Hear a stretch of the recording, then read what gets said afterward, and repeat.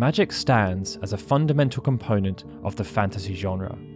Its applications are diverse, with plenty of exploratory and combat-applicable spells being created over the years. And within each entertainment medium, magic has been used as a way of enhancing the narrative and making combat situations all the more thrilling. When it comes to video games, much focus is often placed around offensive spells that can deal huge amounts of damage. And in this regard, Final Fantasy is no different. Some of the most iconic spells are the likes of Ultima and Flare. But for every one of these high-profile spells, there are countless others that fulfill more stereotypical applications, and these can be found across a variety of different magical schools, taking up both defensive and offensive actions. It means that well-known spells like Fire and Cure are often supplemented with more intricate spells like Wound or Scathe. But while developers have continued to get creative with expanding magic, some spells haven't ended up being quite as effective as others, or they were only intended to be used in isolated instances. It's those types of spells that we're going to be running through today. So strap yourselves in as we explore 7 spells that ended up being almost completely useless, and we're going to kick things off with a rather curious spell from Final Fantasy IX. Final Fantasy IX is renowned for its emotional narrative, captivating themes, beloved characters, and nods to the franchise. But with all of its wonderful strengths, which included its refined and dynamic take on the classic ATB system, there would still be room for some mechanics that didn't quite set the world on fire. And when it comes to specific spells, Duel has to be called out as a prominent example. Exclusive to Ico, Duel was a white magic spell that acted in a similar vein to the likes of Steal or Drain, and it could be learned from the Hamlin weapon. The sole purpose was to extract something from the enemy, but instead of this being HP or MP, Duel was used to extract a solitary piece of ore. On the surface, this would seem quite random, but there was an underlying purpose. Jewels were an important item that were vital for teaching Garnet and Ico summons when equipped as an add-on, as well as possessing a secondary HP restoring effect when used as a consumable. Of the many that could be obtained, however, ore was the most basic, and it had the distinction of being the only jewel that could not be equipped as an add-on. Despite this, there were still uses for ore, they just weren't that prominent. For example, certain monsters relating to the Friendly Monster side quest would need to be fed different quantities of ore. And then there's the association with Odin.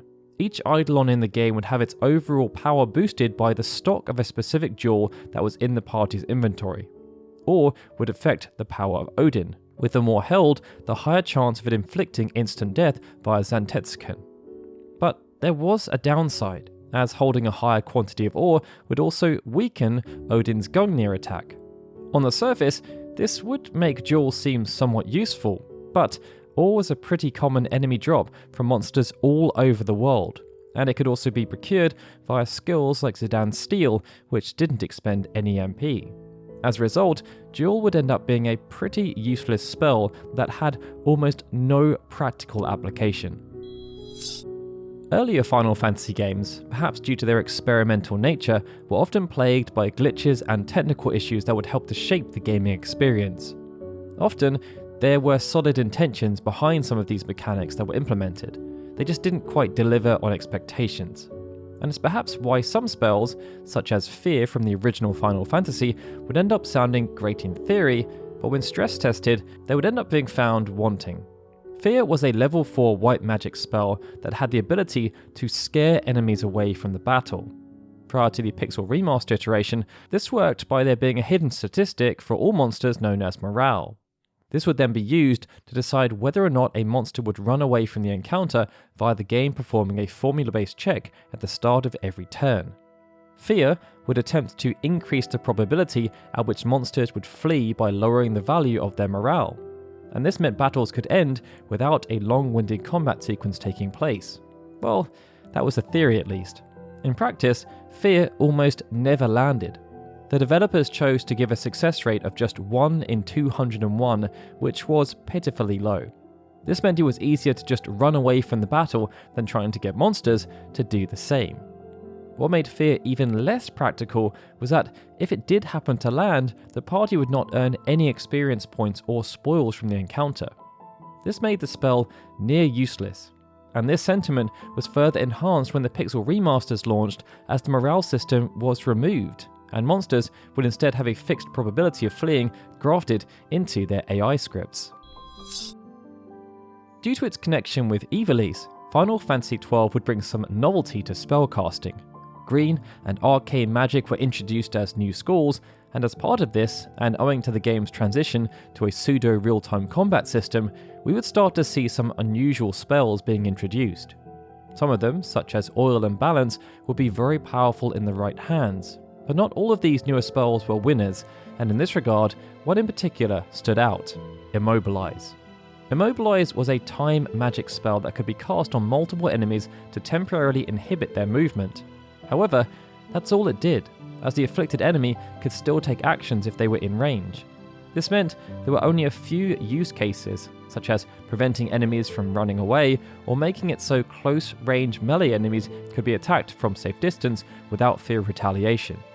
But these were fringe use cases, especially as Immobilize was outclassed by spells like Sleep, Disable, and Stop, the latter of which could negate both movement and actions at the same time. There was, however, an unexpected glitch that meant Immobilize could actually be quite useful. It just wasn't ever the intended use. To trigger this glitch, players would need to reduce their party to 2 characters and then cast Immobilize on the supporting party member. They would then have to move far enough away for the immobilized character to vanish from the minimap. Then, upon encountering an enemy, players would need to switch to the immobilized character and then quickly back to the original leader. If the correct steps were followed, it would lead to all nearby enemies disappearing from the area, and this made Immobilize actually quite useful when trying to navigate through areas to, say, quickly grab some treasure that featured high-level foes. That then brings us on to Ultima from Final Fantasy II. This game has become rather infamous due to its unorthodox and exploitable gameplay mechanics. From the perspective of progression, this meant attributes and proficiencies increased through repeated use, and the same progression applied to spells. The more they were cast, the more powerful they became. In this regard, Ultima was positioned as the ultimate spell. Its acquisition became an important part of the narrative, and Minwu even sacrificed his own life to ensure the party obtained the spell. It was therefore quite ironic that the spell ended up being rather useless. After being acquired, the game's supposedly most powerful spell would only deal values of around 500 damage. But that wasn't the intention, as the lack of damage was actually caused by a bug in the spell's programming. The intricacies of this bug were detailed in 2014 via a blog post written by a programmer named Hiromasa Iwasaki, who had worked on many similar games in the Famicom and Game Boy era. Iwasaki noted that they had been fortunate to speak to Hironobu Sakaguchi about the bug, and it led to a rather fun anecdote being shared. According to Sakaguchi, the Ultima bug was discovered during a beta test, but after requesting it be fixed, the programmer responsible argued that it wasn't a bug. They claimed that, based on the game's lore, Ultima may have been powerful in the past, but by modern standards, thanks to the discovery of new, more powerful magic, it had been rendered obsolete. They noted that this felt more true to life, and therefore they declined to fix the bug. Unimpressed by the response, Sakaguchi attempted to address the issue personally, but as the programmer had encrypted the source code, the bug would end up making it into the final product. Iwasaki did note that they weren't certain if Sakaguchi was just telling a joke here, but there is some unofficial evidence that can be used to loosely corroborate this story, but it shouldn't be taken as fact. 5 programmers did work on Final Fantasy II, and one of them, called Takayoshi Ito, who was a programming assistant, was the only one who never worked on another video game at Square after Final Fantasy II had been shipped. In Final Fantasy VIII, spells would go beyond their conventional role of simply being cast in battle to become a core component of the junction system. Unlike previous iterations, where spell usage was regulated by either an MP gauge or a finite number of casts that could be refreshed, this new approach turned spells into collectible resources. Due to their association with the junction system, this meant spells didn't have just a single factor when considering their usefulness. And when looking at these two aspects, one of the most ineffective spells has to be Dispel. Acting as a foil to the negative status effect cleansing as soon as spell, Dispel would remove positive status effects or buffs from targets. It would be particularly useful against a boss like Cerberus, as it would nullify its use of triple. However, aside from these relatively isolated instances, Dispel wouldn't really have much other utility, as very few encounters required the use of debuffs to gain the upper hand. The other kicker here was that casting Dispel on a regular basis could also hinder the player in the long run. Each Guardian Force would have a compatibility stat that was out of 1000. This was tracked against each character, and it would influence how quickly a Guardian Force charged when called upon. At maximum compatibility, a Guardian Force would charge in just 2.8 seconds, whereas at half compatibility, they would take 10.2 seconds. Casting Dispel would increase compatibility with Cerberus by 0.2 points each time, but it would also decrease compatibility with Siren by 0.8, Carbuncle by 1.2, and Eden by 0.2. This meant regular use could lead to Guardian Forces taking longer to appear. Dispel would also have little value when junctioning to any particular stat, as there was almost always better options available in every single area. Now, Friendly Fire isn't anything new in the Final Fantasy franchise. Some popular abilities like this include the Destroy spell in Final Fantasy II, Roulette, if you're really down on your luck, and more recently, Magic itself in Final Fantasy XV. There's always been a certain risk versus reward nature to this kind of spell, but it's because of this risk that they're often seen as a last resort and seldom used. That then brings us on to Meltdown from Final Fantasy VI. Acting as an offensive spell of the Fire and Wind affinity, Meltdown could be innately learnt by Terra once she reached level 86, and it could be taught to other party members via the Crusader Magicite. Costing 85 MP, it was one of the most expensive and most powerful spells in the game, second only to Ultima in the damage stakes. But it came with a hefty downside, as it would not just harm enemies, but also the playable party. Using Meltdown could therefore catch unaware users by complete surprise, and it meant the only effective way to use the spell was to mitigate its effects by equipping the proper armor or relics. Using this strategy, players could use Meltdown to deal solid damage while also healing themselves at the same time.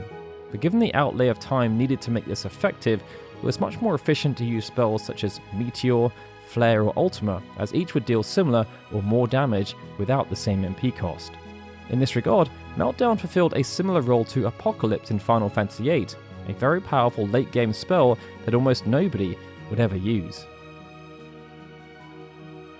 That then brings us on to our final intriguing spell, Daze from Final Fantasy XIII. Throughout this list, we've discussed a number of different spells that all struggle with utility for one reason or another. But in Daze's case, its circumstances would be rather unique, because instead of the spell being outright weak in performance, it would instead suffer due to the way the game functioned. The Daze spell was accessible under the Saboteur paradigm, and it could be learned by Fang, Sars, and Snow. When used, it would inflict the Daze status on foes for a minimum of 60 seconds, and render them unable to act. But it would also see the next attack dealt to this foe deal double damage. It meant the spell posed clear advantages, as it would allow players to deal 199,998 points of damage without the Genji glove. But due to the way the auto battle functioned, even if the three aforementioned characters were selected with the correct paradigms, the AI would choose to almost never use the spell.